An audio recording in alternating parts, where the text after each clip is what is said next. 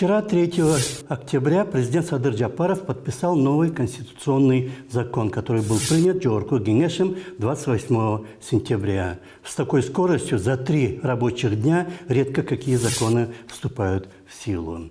Согласно новому закону, можно менять решение Конституционного суда. Для этого достаточно заявления президента страны или заявления, предложения председателя самого Конституционного суда.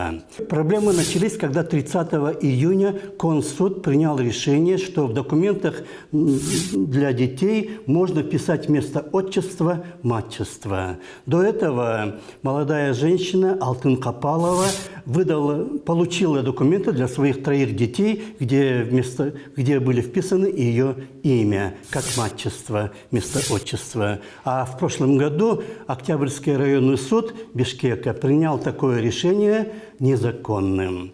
Идея матчества не понравилась президенту, многим депутатам, а также некоторым общественным деятелям. Однако сейчас возникает очень серьезная проблема о независимости Конституционного суда. И сам Консуд в этом в какой-то мере виноват, потому что до этого он принимал некоторые законы по политическим мотивам.